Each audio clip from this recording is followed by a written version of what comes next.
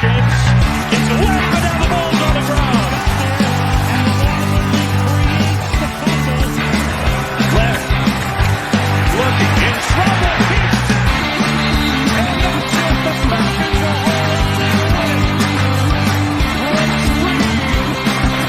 That's the key. There we go. Game on the line. A stumble. They're from behind. He's taken down. But for the second straight year, the game ends on a sack.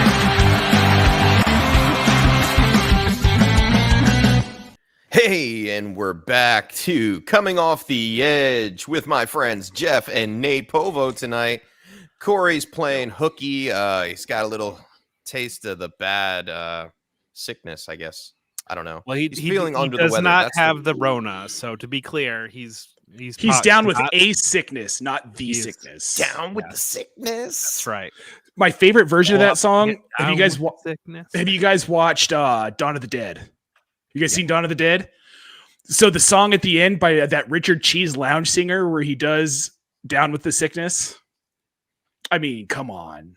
Yeah. Richard Cheese. His name is Richard Cheese, just to be clear. Cheese. Richard Cheese. He's also featured in, I can't remember what movie it is. I just saw one with him, but he's hilarious.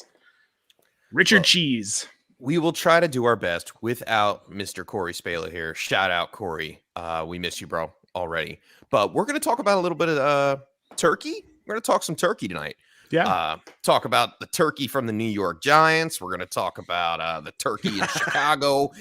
And then we're going to actually talk about some Turkey Day games, which Jeff and I were talking a little bit of pre-show. They don't look too appetizing, man. Like I can eat more dinner and then just, catch up on the recaps because it does not look that enticing. I'm hoping that these teams are all bad, which makes them like a good matchup for each other, and then they end up being good games. I think every team in the league is bad. I'm just gonna say it. Maybe the Cardinals are good. Terrible. They're all just bad. These bad. I don't know what it is, but it does seem like every team is bad. Maybe the Buccaneers can get there on them, but they had the disappointing loss to Washington. It just seems like we're reminded for a little while there. It kind of felt like there was very real separation in the league between the top 8 to 10 league teams in the league and the rest of the league and the bottom of the league. And then the last month, it's just seemed like we are reminded again that anything can happen in the NFL, that it's the not for long league, and that we're a lot closer to parity than maybe we realize. It is wild. Like Tennessee getting handled by the Texans. Yes. And I know AJ Brown got hurt there without Derrick Henry. Sure. But this is still on paper, you look at the Titans, this is a much better team. And then the Chiefs taking care of the Cowboys? What? Again, the Cowboys have lost 2 of their last 3. The way that game happened, too, with the Cowboys scoring 6 points against a Chiefs defense that we've seen be very giving in the past. And, Patrick Mahomes not looking like Patrick Mahomes. And so we've really only got one great Patrick Mahomes game out of the last month or so. And it's really hurting you in some of these because the draft capital that you've put into these quarterbacks in your leagues, your team is built around Patrick Mahomes dropping a 35-point game. And so when you get 8 points, you lose. It is what it is. Shout out to Bo McBride. Yo, what up, Bo Mc big time. Yeah, he said Dak looked like a yak. Yeah. It makes me want to yak up in my mouth a little bit. But you're right, Jeff, because there was 5 or 6 quarterbacks this year that we were targeting earlier in drafts to stabilize the position for our fantasy season in redraft, obviously. And it seems like none of them have really panned out to what we've hoped. I mean, your guy, Josh Allen, who everybody calls daddy, I don't know why, maybe stepdaddy at this point, because he's not been that impressive either. Yes, he is not average by any means, but I would say a little bit above average. Same thing with Dak. He started out really, really hot, and then he cooled off. The quarterbacks this year are just hard to nail up as a solidified smash. Even Lamar Jackson, he had a couple bad games, and then he missed the game this past week because of an illness. Maybe him and Corey hung out this weekend. Who knows? I mean, you guys, Jalen Hurts right now is the QB1. Yes. Oh, yeah. I love that. I love that. The I Eagles do end up in too. game scripts that I think go for it, that cause that to happen, but at the same time, he's producing, and it's one Yes. of these that we're all. I think that as the dynasty community is very concerned about him long term being the quarterback. But if the Eagles win games, if they can sneak up to a 500 team, Jalen Hurts is going to be their quarterback next year. I'm telling you that right now. he should might be Eagles at make point the right now. playoffs and push for the playoffs, Hurts will be the starting quarterback next year, hands down. Well, and We it's see you. so many bad quarterbacks around the league too, and the idea that if he's going to be Philly's quarterback, that's one. He's going to be somebody's quarterback, and he's a guy that a lot of my dynasty teams I built. You guys know the J Bell Gambit, so I'm going for the quarterbacks early, and so I've built a lot of my teams that way. But I do have a couple that I'm kind of struggling in that QB2 slot, and I've been sending offers out for him because if people are going to buy in fully on him, if people think that they're just getting this year's production and he's going to fall off or disappear. Yeah, I'm comfortable thinking that there are so many bad quarterbacks and he can bring enough that he will find somewhere to start. In my Scott Fishbowl team this year, I took Lamar Jackson, who has done pretty well for me. And then my QB2 was Kirk Cousins. Now, way down the list, no, actually not way down the list, about halfway down the draft, I picked up Cam Newton. And I said, you know what? He's the starting quarterback in New England. I'll give it a shot. He did not do that good last year, but who cares? Sometimes you need a third. And I just held on to him and held on to him and held on to him.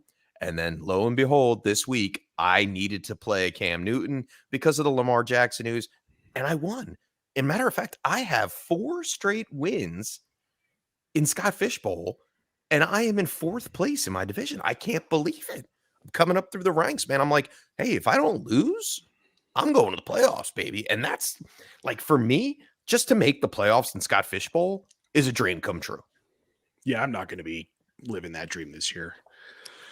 I am right on the edge. And the guy that I picked up that it would help my team greatly if I actually played him, because my top two quarterbacks are Ryan Tannehill and Russell Wilson, and I still can't wrap my mind around it. But a guy that is great for the Scott Fishbowl format has been Trevor Siemian, is the guy that I added a month ago, and I would have won. I lost by 13. He scored 17. He scored 15 more than Tannehill and 17 more than Russ. Like, I would have won if I played him over either guy. And it's like one of those that I think it's one of the hardest things as a fantasy manager to make that move to the guy that you've invested high draft capital on, that has produced in the past, to recognize that something's not right here. And then this guy I picked up off waivers is the better play. It's just very hard for me personally. And I'm guessing I'm not the only one out there that has that struggle. Yeah, Well, no, you're definitely not. No, I have that struggle too. I mean, you're talking about Trevor Siemian over Russ Wilson. Exactly. But also, I'm starting to like, is anybody else starting to get the feeling that maybe Dangerous is kind of phoning it in a little bit? That is my take 110%. So I think we're getting the full James Harden here, because he asked to be traded in the offseason and he knows they're not going anywhere. I think that it's time. You mentioned the Bears. It seems like Nagy's done. The Giants are making a move. It really seems like the end of the Pete Carroll era in Seattle as well. And it does seem like Russ Wilson is saying, I told you to trade me, and I'm putting the postage stamp on this year. I'm gonna root for Nate's team real fast. I know Nate's a big Broncos fan. What? Imagine Russell Wilson in Denver. Oh no, I've had this thought, and With, so Denver's clearly going to try and go out and get a big name free agent quarterback. That to me, that's a foregone conclusion. That's why they re-signed Tim Patrick. It's why they re-signed Cortland Sutton, even though all of us thought there was no way they were going to re-sign Sutton once they re-signed Patrick, extended Patrick. So now you're looking at a core of, you've got Cortland Sutton, Jerry Jeudy, Tim Patrick, and KJ Hamler, all under contract for at least the next 3 seasons. Plus, you've got Javonte Williams. They're probably not bringing Melvin Gordon back, but they could. But then you've also got Noah Fant and Albert O. For a quarterback, is that not like a dream scenario to step into? And their offensive line is actually pretty good. Yeah, no, they are almost win now. Yeah, win now is in next year. Mm-hmm. Now-ish. Yes. But they just need a quarterback. But not Teddy Bridgewater. Bridgewater. I mean, the Bridgewater thing was, I think he was a bridge. He's a bridge quarterback. He is a bridge quarterback, and he got so much love at the beginning of the season, but who did they really beat? The New York Jets, the New York Giants, and the Jacksonville Jaguars. I mean, of course they won their first 3 games. Of course.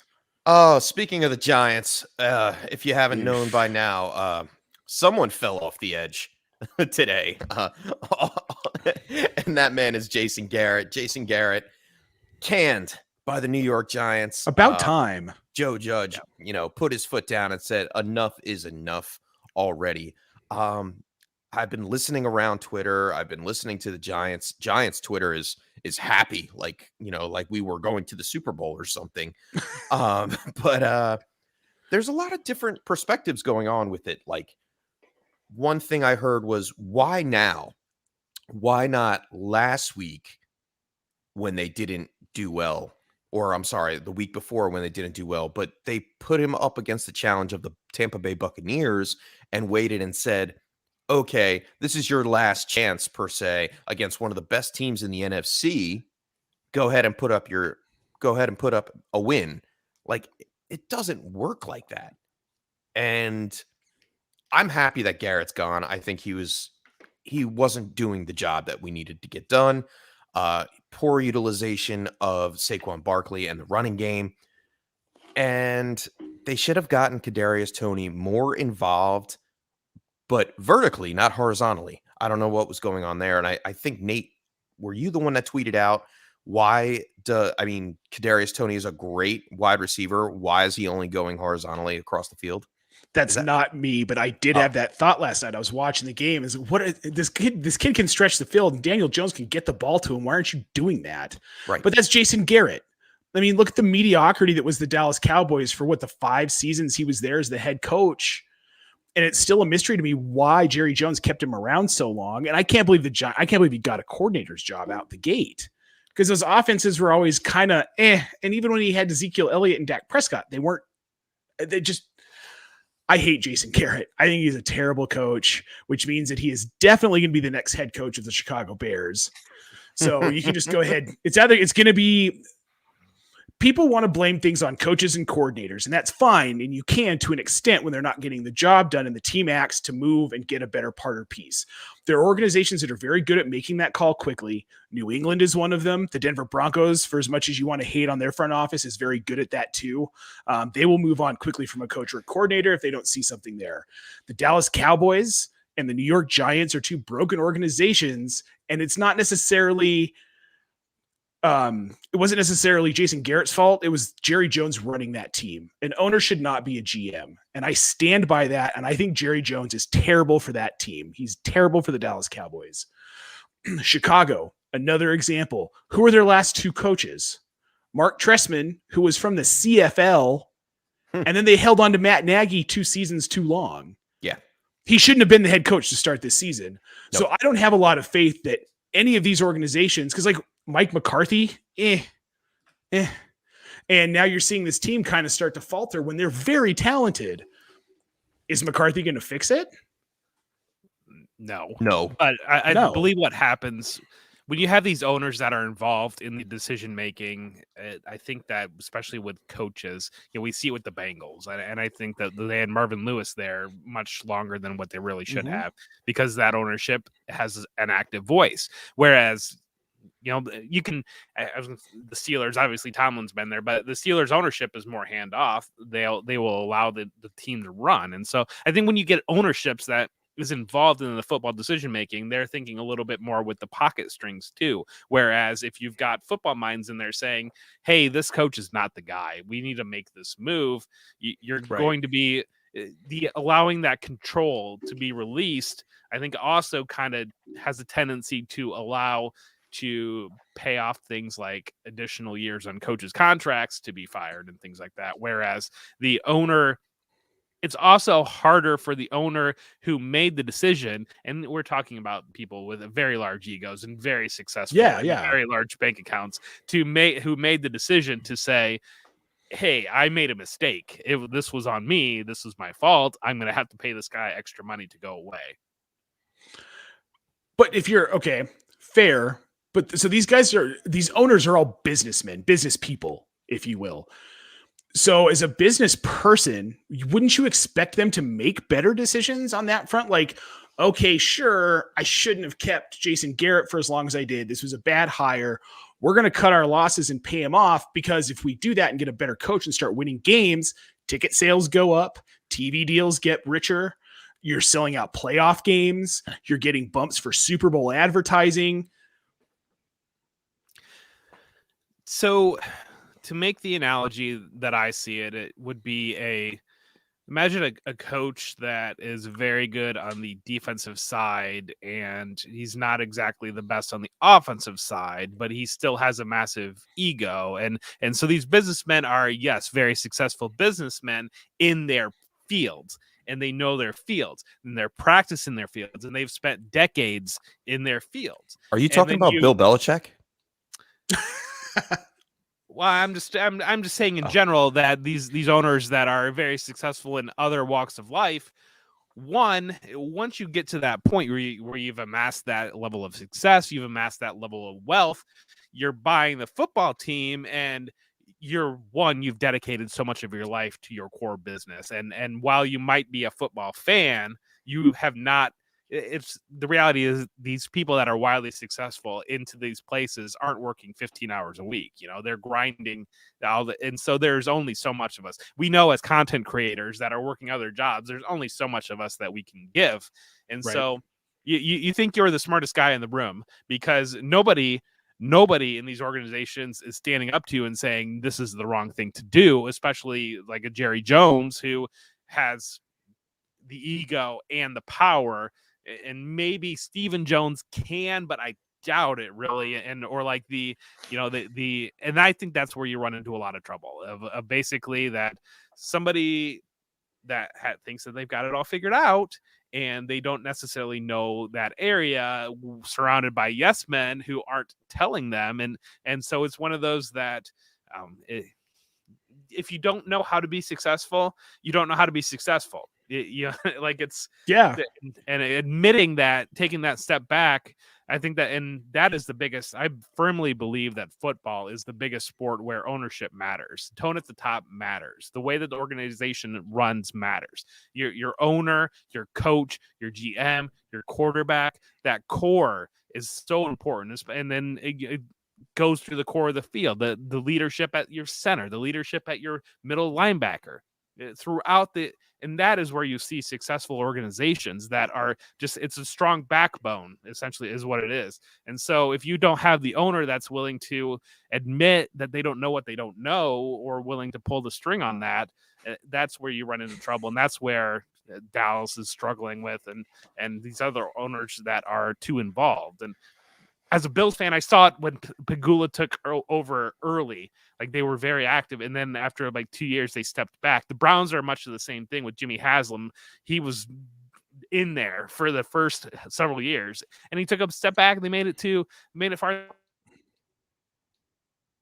the playoffs last year. So I have a question, guys. What does Jerry Jones do outside of football? Well, does anybody know? Make money. Well, yeah, but I thought he was an oilman. Yeah, he started off as an oil man, I think. Oil man? That makes sense. Okay, sorry. That was just, I was thinking about as we were talking about this. Yeah, no, that's okay. And we're going to move on a little bit just to keep this rolling. And Nate, you alluded to Matt Nagy being on the hot seat, and we see the banner scrolling on the bottom of the screen here if you guys are watching. He's got a big game this week up against the Detroit Lions, the winless Lions. If the Lions win this week, this Thanksgiving, is Nagy done? Like, is he cut on Friday? Like, no pumpkin pie for you, Matt Nagy? Depending on what story you hear, he's already done. There are wild stories out there that he's basically been fired already, and they're just trying to get through. There's other conflicting stories that the Bears have never fired a coach in season, and that they don't want to do that type of thing. What more do you need to see? But it's one of these that I think that the Giants and the Bears are in two opposite situations, where The Giants are at the point they need to be 110% sure that Daniel Jones is not the guy. And so I think that making the move with Jason Garrett gets a different voice in there that gives you the opportunity to make sure Daniel Jones is not the guy. He's not the guy. We all know that. We all know he's not the guy. The organization, you want to see what can we change to make sure. Whereas the Bears, I think they're in a position where I hope Justin Fields doesn't play again this year. I think that agree. he hit the field, he got the experience, he saw the speed. He needs to, first off, he needs to heal up for whatever is going on there. Because I heard that there was they were worried that he'd ruptured his spleen. They were worried about whatever else it might be, and it sounds like some badly bruised ribs maybe was the latest that I had heard. That's what I saw too. This is the NFC is in a weird spot the end of it, because the Bears are in a position where they can talk themselves into potentially making a playoff run, but they need to be real with the situation and let Justin Fields sit, let Andy Dalton play, get through the end of the year, regroup, find a smart offensive coach to get a new voice in there for Fields and go forward.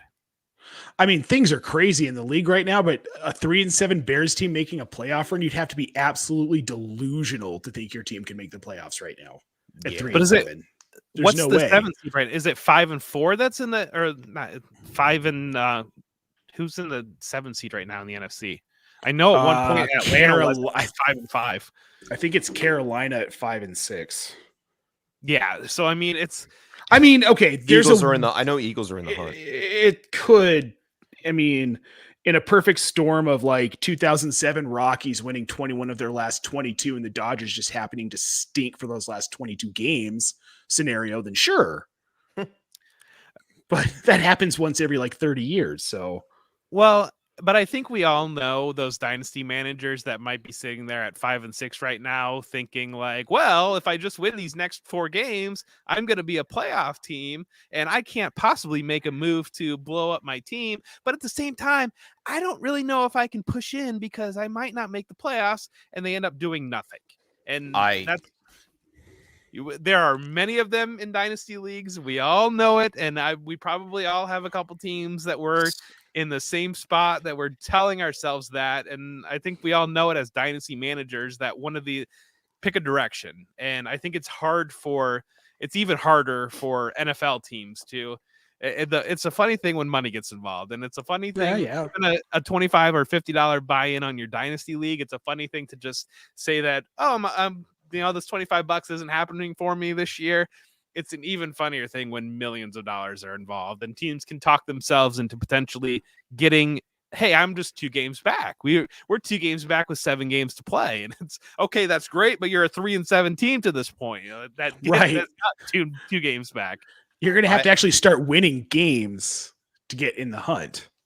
I can totally relate. And if we have time, just a quick little snippet story of my own personal home dynasty league. I started off great, but then I lost Cam Akers. I lost J.K. Dobbins in the offseason. I thought this season was going to be it for me. Dalvin Cook. Who else do I have? DeAndre Hopkins, Robert Woods. Great players. I have a great team. Okay. But for the past 2 years, I've gotten 5th and 6th place, or 4th and 6th place. And that doesn't give us any money. That doesn't give me any money. It just gives me a crappy draft spot. And now I know tanking is frowned upon. But if you do it methodically, it's not.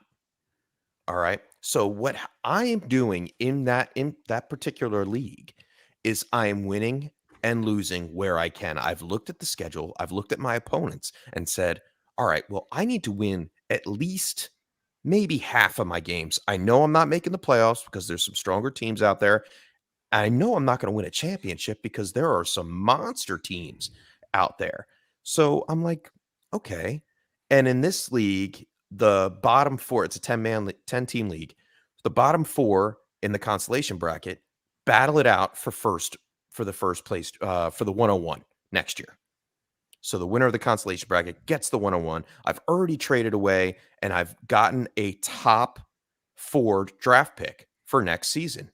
So either way, I'm thinking, man, I might be just better off holding my players, kind of just moseying along a little bit, not losing everything, and getting those draft picks next year, and then either flipping them for 2023 picks and players, or just hit the draft hard and do it that way. Rather than just trying to win when I know deep down inside I'm not going to be able to do it this year. Yeah, I had a team that I did a startup last year. It was my very first dynasty startup I drafted, and it was super flex. I played quarterbacks wrong. So to give you an idea, I did the draft like in June, and my quarterback 2 was Jared Stidham. So I was in a bad spot, I called a spade. I made aggressive trades. I ended up with the 101. I made aggressive trades for draft picks, aggressive trades for injured players. I amassed an insane amount of draft capital. Like I think I had 5 or 6 first round picks. I had like 3 or 4 second round picks. So I entered the draft. I took this is in safe leagues, so it is a 2 tight end premium. Shout out. So I took Kyle Pitts with my 101 because I solidified that tight end position, got the bonus. I've ended up trading the 106 and the 107 for DK Metcalf. I had George Kittle, who had been hurt the year before. Long story short, I went from the 101 to I'm at 9-2, and I am cruising to a playoff bye in 1 year. And I think that, certainly things that says a lot about correctly. Jeff. Well, I hit Deebo Samuel was one of the guys that I hit. I hit Darrell Henderson. And so some of these things these tertiary pieces that certainly you hit those things that just morphs the dynasty. When you're dealing with starting 10 guys, it completely changes the complexion of your roster. But yes, at the same time, it speaks to how, if you move aggressively into one way, and I've casually kind of said that if you're in year 3 of a rebuild in dynasty, you're just bad dynasty player, and I do kind of believe that, but it's just speaks to the power of aggressively pushing one direction or the other. So we got some news today, and I'm just going to hop off of this, what we were talking about. Justin in the chat wants to know Ty Johnson or David Johnson this week. Ty Johnson obviously is going to be upgraded because of the Michael Carter injury, and then Philip Lindsay got cut today. Is that what happened? they released him. Good for him. You think Philip Lindsay winds up on the Jets? No. I don't know where he just throwing it out there. He looked good in New Orleans. So I don't know who Houston is playing this week. Houston's playing New York, so it's the Jets Texans. Okay. I'm 100% taking Ty Johnson over David Johnson in this matchup. It's not even close because Ty Johnson at least has receiving upside. Yeah, I don't know what's going on with David Johnson's usage, because if he had and I got burnt in chaos because he had one game where he looked like, hey, maybe it's David Johnson again, and they're willing to. Then they traded off Mark Ingram, and it's like, okay, maybe they're willing to ride this guy a little bit. And then last week, didn't Rex Burkhead get like 18 carries or something like that for like 30 yards, or like it was something ridiculous. It just. I have no idea what the Texans are doing. Whereas I feel more comfortable with the Jets. I probably would maybe prefer not to have Zach Wilson as the quarterback, but we know that we're going to have it. But Ty Johnson's the guy that I would play here. Yeah, definitely Ty Johnson for me. David Johnson last week, week 11 carries for 13 yards. I think he had 1.3 yards per carry. Terrible idea to play David Johnson. I wouldn't even roster him at this point. Nope. It's a rough go, and I've traded late draft picks to Troy King, and now I'm stuck with David Johnson. I greatly regret that decision. Oh gosh. So what about this Las Vegas Dallas game that we're going to go see? And now we always see the same teams on Thanksgiving: Detroit, Dallas, and then we get, I guess, New Orleans has been the team lately. Like New Orleans has become the Thursday night team. I don't know if that has officially happened, but it does kind of seem like New Orleans is the Thursday night team now. It's not official, but yeah, because this is what I think it's 3 straight seasons now with them. So I heard Thursday nights that CeeDee Lamb may actually play tomorrow. On Thursday. Be big up. So if they don't, does Vegas beat Dallas? No. Anybody can beat anybody. I'm Thank saying you. that right now. Anybody can beat Yes. anybody. But I do Except think that- Las Vegas. Why are they No, beating the that's not Chiefs true. anybody. I know they beat the Chiefs. early in the season when it counted. Yeah, Yeah. fair. So, but I do think Dallas is, as much as Amari Cooper is frustrating for fantasy owners, and he is frustrating for fantasy owners because he does seem to have these games where he disappears. I tend to believe that he is the key cog in the Dallas offense. I think that he's the guy that dictates the coverage. As much as we want CeeDee Lamb alpha season to happen, as much as CeeDee Lamb is the number one dynasty wide receiver, if you want to say that, he's not. But as much as you believe that, I firmly believe that Amari Cooper is the guy that their defenses are worried about stopping. The defenses are worried about doubling up. Defenses are worried about shifting coverage in his direction, and allows everything to kind of play off him. With him out, you want to buy in the pieces of this Dallas offense, but it's just been so disappointing randomly out of these games. But this does seem like a get right spot for them. I totally agree. There was a lot of plays that Cedric Wilson went up and got that would have been Amari Cooper's targets, and it was like night and day. The passes that Amari Cooper would have just turned around and grabbed, Cedric Wilson had a little tough time getting up there. And, Michael Gallup will be a good play regardless, I think. Mm-hmm. Yeah, I'm comfortable going with Gallup, or gosh, I was all in on Dalton Schultz early in the season, but it kind of seems like he's disappeared a little bit. But if you're desperate at tight end, if you need a tight end, he's a guy to consider too. And then Vegas, the only ones that were playing from Vegas are Josh Jacobs and Waller, correct? I don't even know. I mean, yeah, Renfro? I'm playing Renfro. Oh, yeah. Hunter yeah, Renfro. You're right. Renfro. Very good. But outside of those, I mean, I don't trust Bryan Edwards. No. You can't. No. I mean, no, not at all. And then the Buffalo New Orleans game. Now, Alvin Kamara. Now we got to bring this up because now what? It's been 3 weeks almost that Alvin Kamara missed practice one day, and we were told not to worry about it. It was calm down. Big deal. We got told to calm down about Alvin Kamara. Now here we are, 2 days before Thanksgiving, when they are facing the Buffalo Bills, and they're about to get their butts whooped. Yes, they are. And or are they? My chaos team is dying week to week without Alvin Kamara. I know, and we're all claiming up the ranks above you, buddy. Yeah, I know. Thanks. Thanks for reminding me. Now. Shout out Not to Cooter. me, but Shout out to Cooter. Shout out Cooter Doodle. Yep. May not happen this week, though. I had a couple people on bye the past week. But Alvin Kamara misses practice again today. We probably won't see him on Thursday, because if he was going to play Thursday, he would have practiced today. Tomorrow's a no contact walkthrough. You can't go by that. So what do we expect out of this Buffalo New Orleans game? And like I said before, when Jeff and I were talking, I was like, man, do I bring the iPad in the car, make my wife drive on the way home? I have the Wi-Fi in the truck. I can watch the game. But I'm like, man, is it really worth all the trouble? Like, I really don't think that this is going to be an exciting game. I really don't. Well, and I think Mark Ingram missed practice today too. So, oh, great. Yeah, he did. I was going to say. I heard some people yelling to go get Tony Jones. I still have him stashed from early in the season. I Sell him. Too. Sell him if you can. Well, I need a game to sell him off of, but yeah, well, this might be the one. But not really. I mean, if he does something against the Bills, that's a selling point. You'd like to hope, but I don't know if the New Orleans, SFB hero Trevor Siemian might come rolling in, but this does kind of seem like one of those games that the Bills kind of it does feel like a get right really Thursday for the favorites, but lately the way that it's been going, there hasn't been any of those. Yeah, who's the favorite in the Chicago-Detroit game? Well, it'd have to be Darnell Mooney. Chicago's favorite. Yes, Darnell Mooney. He's the only guy I'm touching on the Bears, right? Yeah, I'd assume Chicago's the favorite.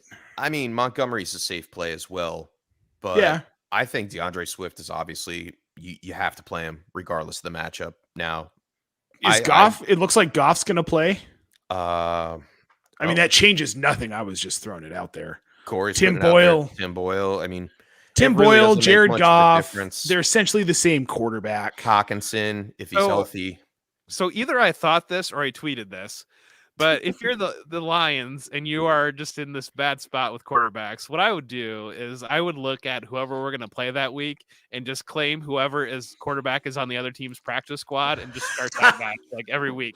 Just throw that guy out there. If he has a good game, let's roll again. If not, we'll cut him and we'll just go for whoever the opponent's practice squad quarterback is, because Right. that quarterback is in the building. He knows what's going on with the opponents. You're not getting good play from anybody else you've got. Just screw it. Just Go keep for it. adding these practice squad guys and seeing if you can catch lightning in a bottle. That's And we amazing. saw the Browns this week handle the Detroit offense pretty well. It was a very low scoring game. I know it was in Cleveland. There was weather involved. Justin wanted to know Eagles defense or Bears defense. Now the Eagles, they go up against my Giants. Eagles. Now you would normally think that, right? But what happens every time a coach is fired or a coordinator is fired? The team get rallies behind Performance. the interim and puts on a better performance. Now, I'm not saying Freddie Kitchens is the best guy, but what he did with Baker in Baker's first rookie year was great. Now, I think the tight ends get a boost. Freddie Kitchens is ultimately a tight end coach. And the Eagles are pretty bad against the tight end, actually. They're actually very bad against the tight Yeah, end. they might be the Fair worst. point. One of the worst. Um, And we don't have to worry about Kenny Galladay. I mean, I would hope that Darius Slay would cover Kenny Galladay because Galladay doesn't really get targeted. And when he does, he doesn't catch the ball. So I'm hoping Kadarius Toney might get some work. Saquon Barkley could get some work. But I'm taking the Bears defense here up against the Lions. I think it's an easy smash for me. What do you guys I think? mean, that's a fair point. It is against the Lions, and the Lions are putrid. But then I don't know, man, because It's a tough question. last That's a week good- I would have that's a good one. told you, like, you definitely have to make sure you start Josh Allen because he's going to crush it. I had 2 Gallup Prescott stacks in DraftKings. And then in one of those stacks, I added Dalton Schultz. And I looked at my lineup. I was like, there's no way I can lose this week.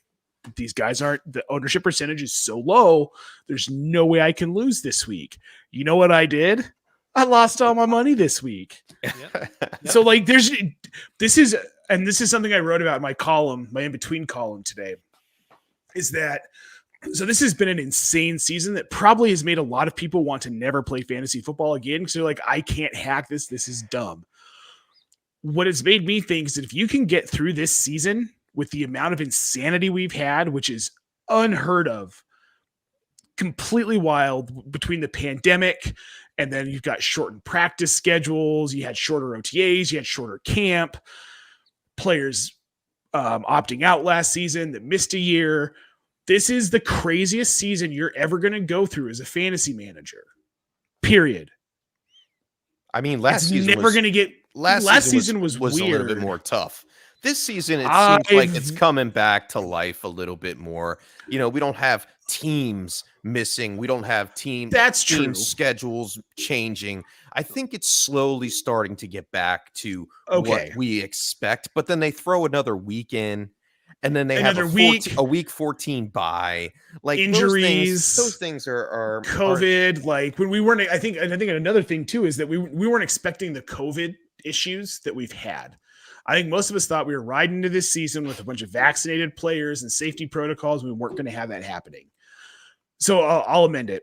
If you've gotten through the last 2 seasons as a fantasy football manager, do you know how much better you're going to be coming out of this, being able to manage a roster? Like waiver wires week 11, there's nothing because we've all had to go grab everyone who's relevant.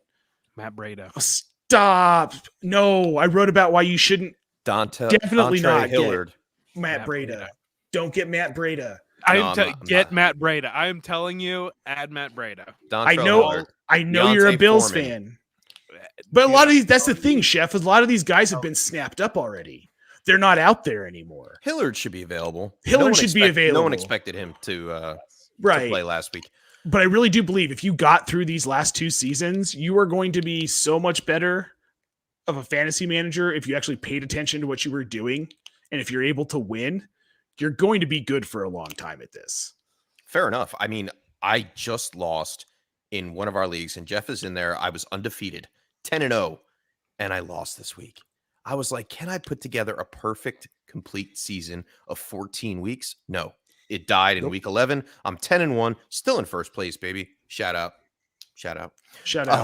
But enough about our fantasy leagues. Let's get into the draft, man. And we're going to do some turkey. We're going to talk some Thanksgiving, and it should be fun, man. So let's get down here at the business. Oh, I learned how to do that. That's pretty good. Do you want the Black Friday story before we get started? Oh, sure. Black Friday story. Oh, yeah, that's right. So Jeff is fighting like Jingle All the Way. Like Jeff is the Arnold Schwarzenegger of Twitter today. So tell us about it. So Gabby's Dollhouse is a Netflix show, and Netflix, we are open to sponsorship. If you want to get involved in the fantasy football space, we'd be a great target for you, Netflix. I have, and as most know about me, I have 3 little girls, and my 2 oldest girls are absolutely obsessed with the Gabby's Dollhouse show, and Gabby's Dollhouse is the hot toy. I get the text from my wife that it is in stock at Target. And so I drop the girls off for school and I head over there. It is 20 degrees this morning in Columbus. And I head over there. I get in line at about 7:40. The doors open at 8 o'clock. I'm waiting for 20 minutes in this line. There's one mom in front of me. We have a nice conversation. One mom comes up. There's 3 of us in line. And we have a nice conversation. We're all going for the same thing. We're all hopeful that there's 3 of them and we can walk out calmly. 2 minutes before the door opens, this man comes up. And one of the moms friendly asks him, "Oh, are you going for the toy too?" And this man says, "Oh, no, I'm not going for the toy." And so we think, okay, well, no big deal. So the doors open and we start off with a fast walk that turns into a little bit of a run that turned into the entire store screaming at us to stop running. And so the 3 of us stop running, me and the 2 other moms, we stop running and we calmly head towards the back. And as we're getting there, this man had gone around another direction, had sprinted the entire way behind back where the employees were not seeing him, snatches both dollhouses that were available. And one mom says, "Hey, are you really taking both of those?" And the guy says, "Hell yeah, I am. I beat you here. They're mine now." Now this guy's walking away and he's walking, carrying these dollhouses out because, these are bigger. They're lighter items, but they're bigger items. And I had a cumbersome, bulky. Fight or flight kicked in maybe a little bit, or frustration about seeing the thing that I wanted and not getting the thing that I wanted, and realizing that thoughts of your daughter's faces on Christmas when literally they the open only it thing run through your mind. Chef, there are 2 things that very much motivate me. 1 is my daughters, and 2 is laziness. And so the opportunity to not have to look for this ever again was one motivating factor, but more motivating factor were my daughters. And I see this man walking away, and the way that he handled the situation was what really got me. It wasn't one of these that, he didn't play along. It was just the handling of the situation set me off. And so what's happening with these dollhouses is resellers are buying these for $50. They're turning around and selling them for $230. And so they're making a 4 times markup. And so, it was one of these that I saw the thing that I wanted. And this guy's smugly walking away with both of them. And kind of stealthily, pulled a little bit of the Darius Leonard of coming up from behind and the maniac, popping it up from the pocket. I did not touch this man. I did not lay a finger on this man. I popped the boxes up in the air, and I grabbed one out of the air, and he grabbed onto the other one, and he starts swinging bows at me and throwing his body into me, saying, "What is your problem? What is your problem?" And I walked straight to the front. I said, "I was here first, sir. I was here before you were. I do not have a problem with you. I was here first, and I'm getting one of these, and you have one of these, and I'm leaving the store. And he goes up and he talks to security, and security comes up to me, and security says, "Sir, are you okay?" And I said, "Yes, I'm okay." And they said, "Good job." And one of the other moms said, "Good job." And I walked out to and I left. And that is what it is. He didn't mess with you in the parking lot or anything like that. He did not mess with me in the parking lot because he had not purchased his dollhouse because he was too busy complaining about me having the doll. So I wasn't messing around. I went straight to the, I realized like I buy this thing. This is mine. Fumble, purchase. And so kids, if you're out there, I have two things to tell you. And I know that taunting is a big story in the NFL right now. Don't taunt. It frustrates us when we see the flag. Don't be an asshole and taunt. But also, sorry, Joe, for that swearing. But also, it's not a swear ball on the security. Show. Ball security is the most important. Ball security is very important. 100%. If the guy would have been holding on to the prize a little bit tighter. And it's the type of thing that if security said, "Sir, what are you doing?" I would have said, I was outside my mind there for a minute. I'm very sorry. Allow him to go. But the fact that security said, "Sir, are you okay?" And I said, "Yes, I'm fine." And they said, "Have a great day." So that's awesome. That is awesome. This time of year turns people into lunatics. I did not lay a finger on the man. I'm not calling you. No, I'm not calling you a lunatic at all. It drives me crazy when people buy up all of something just to resell it. When there's people who have kids out there that can't afford, you can afford $50, but you're sure as shit not paying $230 for a dollhouse. Exactly. And these guys are out here selling it to the people who can't afford it. And then the other kids get they're just SOL, and that sucks. That's not what the season's about. Yes, so, Jeff, I commend you. Because what that guy was doing, and I don't cuss on streams, but I'm going to cuss on this stream right now. That was absolute horse shit. You don't do that. That is not the Christmas spirit. Yeah. This is part of what is wrong with this country. Go, Jeff.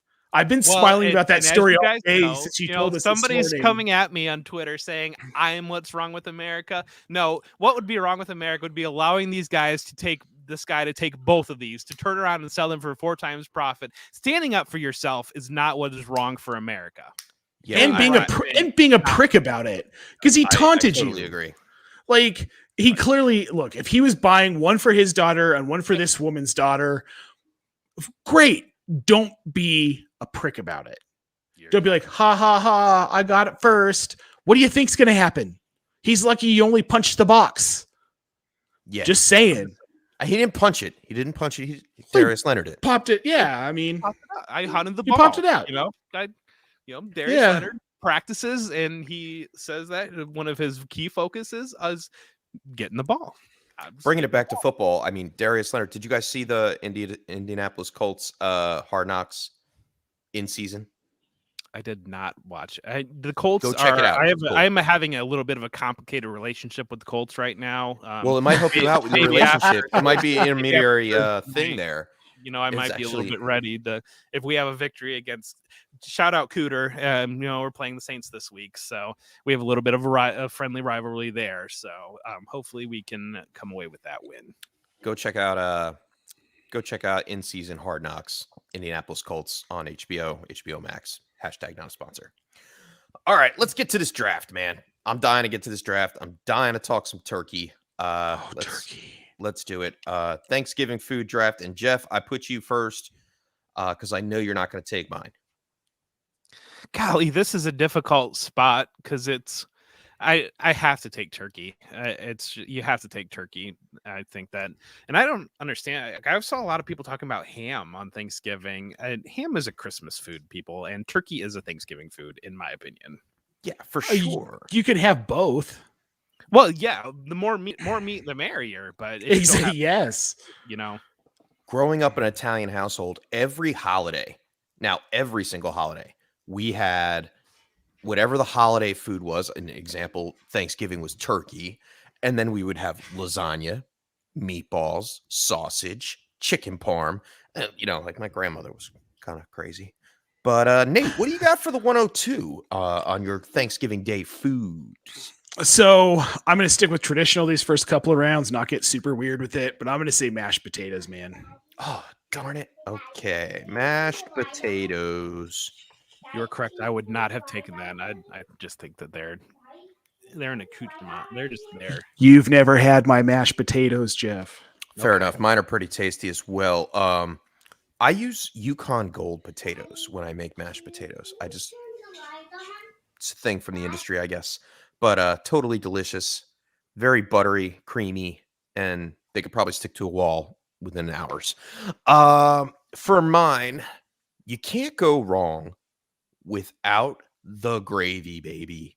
I am all about the gravy on Thanksgiving. So gravy is my 103.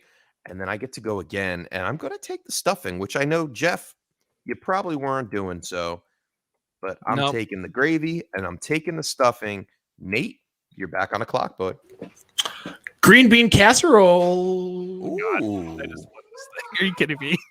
Okay. Are you really gonna let me walk away with this? Oh Okay. my gosh. I mean, I have to take pumpkin pie. Damn it. All right. You guys like pumpkin pie? I prefer like apple pie, actually. I only like pumpkin pie from Costco. Pumpkin pie. It's the seasonality of the pumpkin pie. I think that there are certainly, a good pecan pie is up there. I could go for almost any pie, but when I'm doing Thanksgiving dinner, the seasonality of the pumpkin pie just sets it off just right. And then my other choice is sweet potatoes. Much better than mashed potatoes. The sweet potato is Candy one of the yams most, or sweet potatoes? well, yeah, candy them up, of course. Okay, So candied yams. throw on the brown sugar and the butter and all that good stuff. And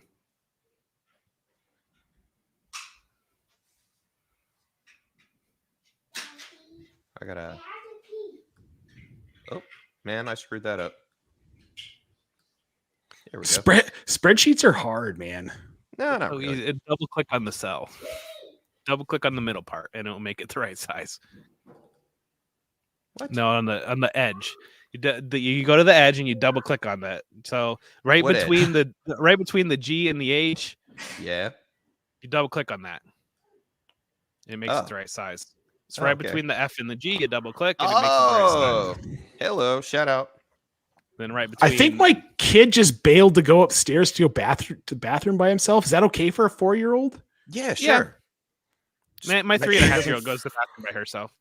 Yeah. Okay, I'll You should trust be you proud. guys. You should be proud. I should be proud. What are you taking for your third pick here, Nate? Okay, Can't so believe you let pumpkin pie slip by. that's okay because if it's not a Costco pumpkin pie, I'm not going to eat it. But what I will eat is a good pecan pie. Okay. I can get there, but I love pie. shout out Emily. Shout out apple Pally, pie. Lady. Yep. Emily makes the best pies in the whole world, man. Her apple pie is the best apple pie I've ever had. Hands down. I'm And going it to had- take apple pie with my pick. That's a smart pick. And then I am going to take Now if I put ham here, does that work? I mean, you need you're not just going to be rolling in here eating gravy stuff. No. You think you're like 6 years old. Sorry, man. Gotta have something to pick up my gravy with. So let me go with the biscuits, man. All right. I'm happy to see that nobody picked cranberries. Yeah, no. I make a very good cranberry sauce, by the way. I believe you. I probably might like yours, but I'm leaving it off the list on my end. I make a corn casserole every year for Thanksgiving with bacon and sour cream. Cool. And it is fantastic, and that's what I'm going to take. All right. I'm hungry. We should never give Jeff the 101 in any draft. No, we should. He always wins. Yeah. Jeff, So- what do you got for your last pick? I'm really torn here because I can go two different directions that would head this in very different ways, but I'm going to go with a good mac and cheese with a real good top like that, those breadcrumb crust on it, just it's real high quality. We're not talking craft Homemade box, baked macaroni and cheese. homemade baked macaroni and I cheese. was going to take Oh, that, but sounds so good. I was like, man, biscuits, gravy, stuffing, So- carb it up. Just carb it up. Yeah. Because I don't eat carbs during the year for the most part. Full disclosure, I was between dinner rolls and mac and cheese, but I went with the mac and cheese. So, well, you got a full spread there, man. Turkey, pumpkin pie, candied sweet potatoes, mac and cheese. Jeff, I want to eat your draft. Nate, mashed potatoes, green bean casserole, pecan pie, and corn casserole. You are a vegetarian. And me, I got the stuffing, the gravy, the apple pie, the biscuits. I am carving it up all over the place. Guys, great draft. Wow, 19 comments. What the hell is going on? Oh. It's all Trying to Corey. catch up with Corey. I miss you, Corey. Jeff wins. Yeah, pretty much. Corey, we miss you, man. I don't know why I did that. There we go. All right, let's get this off the screen. Oh, guys, great episode. To everybody out there watching, listening, happy Thanksgiving. Enjoy the time with your families. Enjoy these crappy 3 games you got, except for the Bills beating New Orleans Saints. And I guess we'll see you next Tuesday, 7 p.m. Eastern Standard Time for another episode of Coming Off the Edge. Shout out, everybody. Thanks for tuning in. Peace. Happy Thanksgiving. Happy Thanksgiving.